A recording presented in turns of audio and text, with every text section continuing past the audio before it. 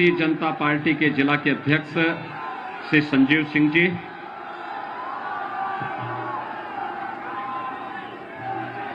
लोकप्रिय विधायक और मिल्कीपुर से भारतीय जनता पार्टी के प्रत्याशी श्री गोरखनाथ बाबा जी,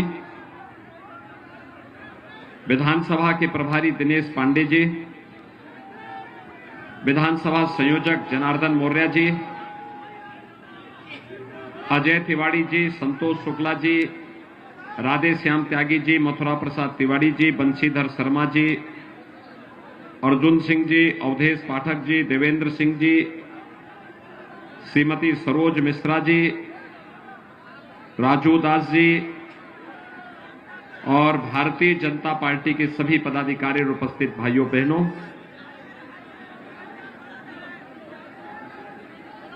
आज 5वें चरण के चुनाव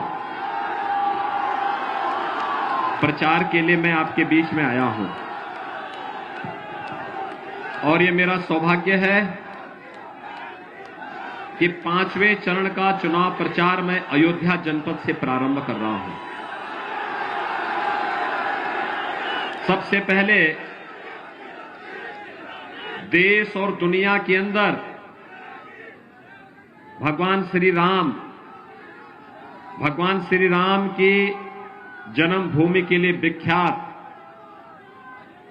सूर्य वंश की राजधानी अयोध्या को मैं कोटि कोटि नमन करता हूं। सरयू मैया को भी मिल्कीपुर से ही प्रणाम करता हूं। भाइयों बहनों, भारतीय जनता पार्टी ने 5 साल पहले जो कहा सो करके दिखाया। हमने जो कहा वो करके दिखाया ना। याद करिए, 5 साल पहले भी मैं आया था ना, तब भी मैंने कहा था ना कि रामलला हम आएंगे, मंदिर वहीं बनाएंगे। पूरा हुआ है ना। आज अयोध्या में भगवान राम के भव्य मंदिर के निर्माण का कार्य प्रारंभ हो गया कि नहीं हुआ है? क्या ये काम समाजवादी पार्टी करा सकती थी? क्या ये काम बहुजन समाजवादी पार्टी करा सकती थी?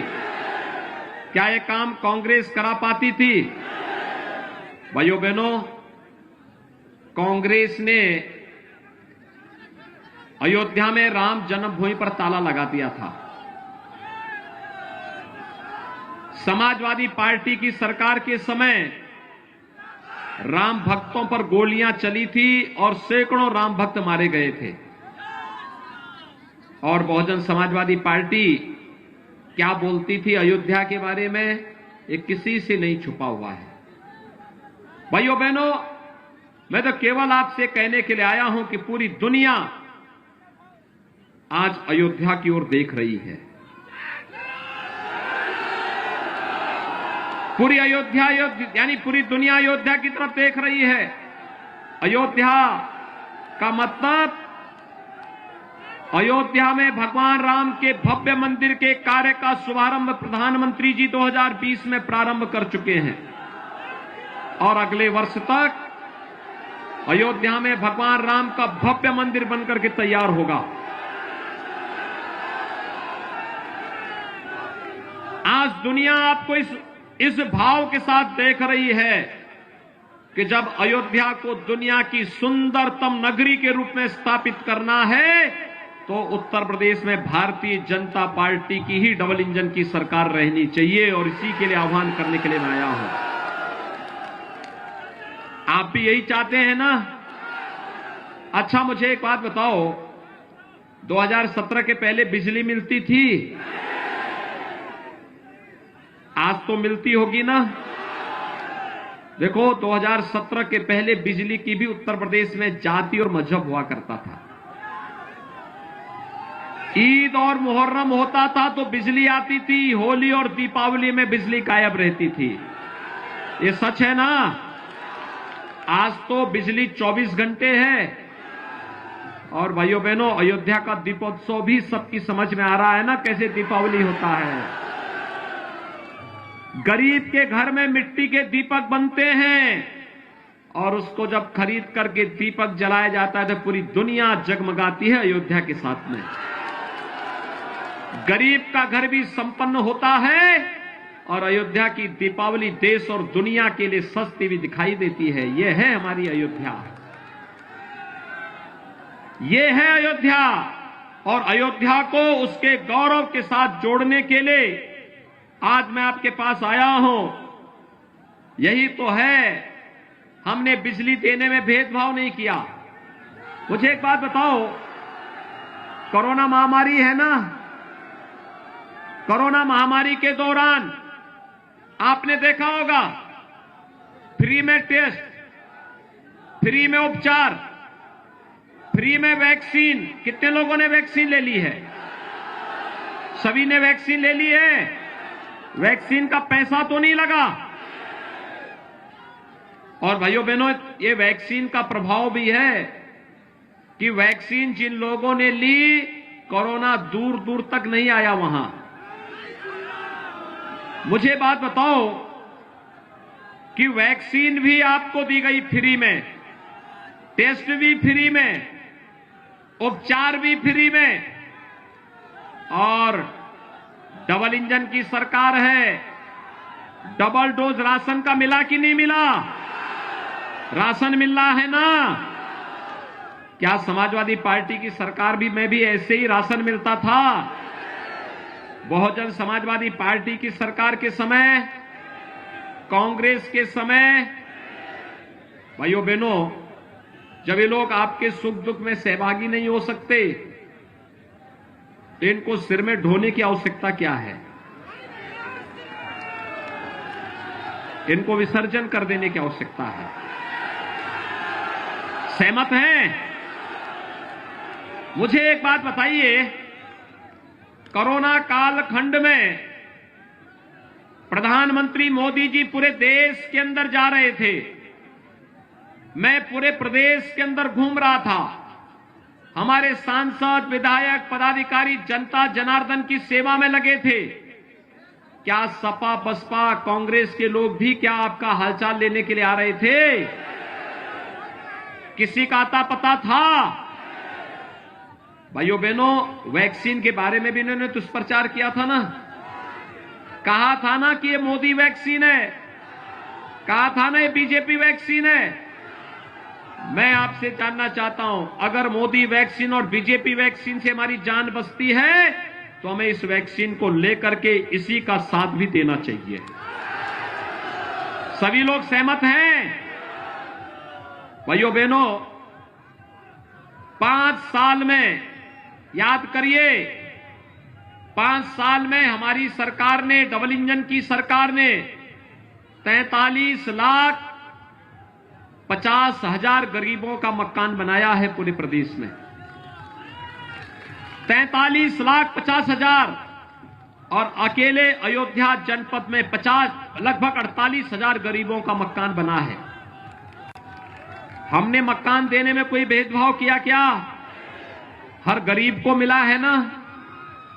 और जब विकास की योजनाओं में भेदभाव नहीं, बिजली में भेदभाव नहीं, बिजली के कनेक्शन में भेदभाव नहीं, शौचालय के निर्माण में भेदभाव नहीं, और लाखों किसानों का कर्ज माफ भी हुआ और आज प्रधानमंत्री किसान सम्मान निधि का लाभ भी प्राप्त कर रहा है।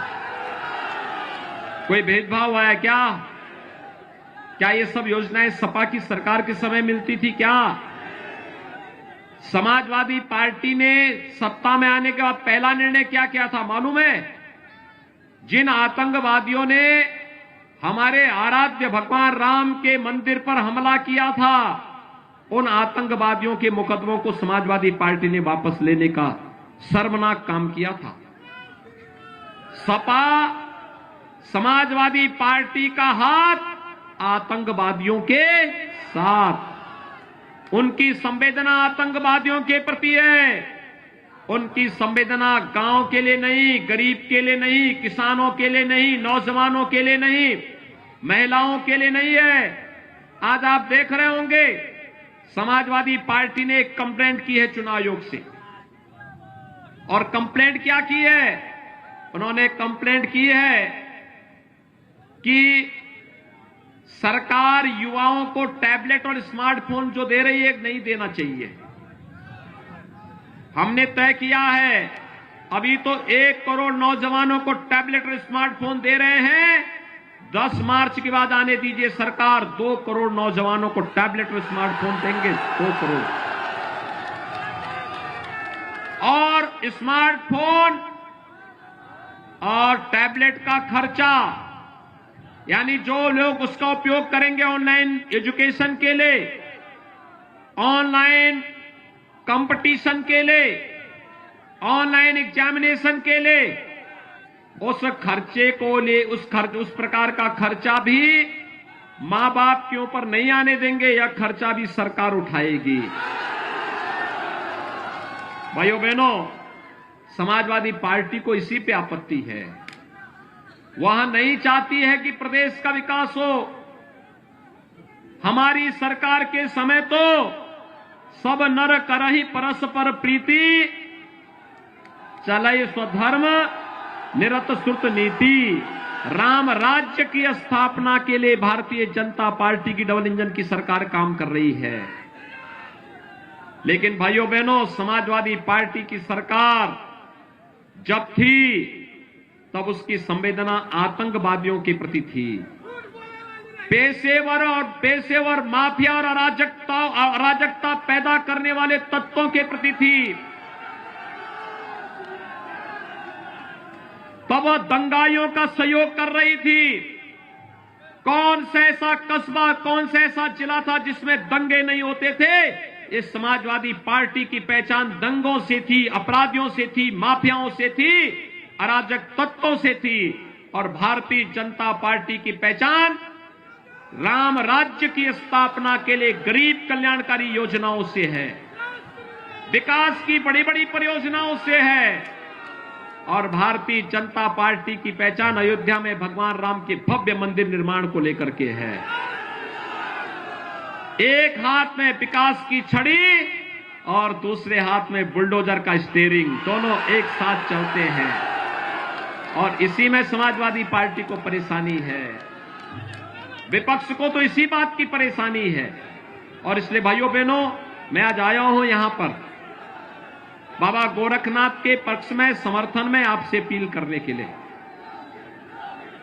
देखिए, जब अयोध्या की 5 सीटें जीतेंगी तो भाइयों बहनों, ये 5 सीटें जीतेंगे तो उत्तर प्रदेश में 325 सीटों का समर्थन भारतीय जनता पार्टी को प्राप्त होगा। 325 सीट का मतलब एक मजबूत और दमदार सरकार होगी। दमदार सरकार। आप दमदार और मजबूत सरकार चाहते हैं ना, कि समाजवादी पार्टी की दुमदार और मजबूर सरकार? दुमदार और मजबूर नहीं, दमदार और मजबूत सरकार। ये कौन देगा? भारतीय जनता पार्टी। कौन देगा? आप सभी सहमत हैं? देखो, मैं अयोध्या की शुरुआत बाबा गोरखनाथ के चुनाव क्षेत्र से कर रहा हूं, क्योंकि बाबा गोरखनाथ की कृपा से ये पैदा हुए थे।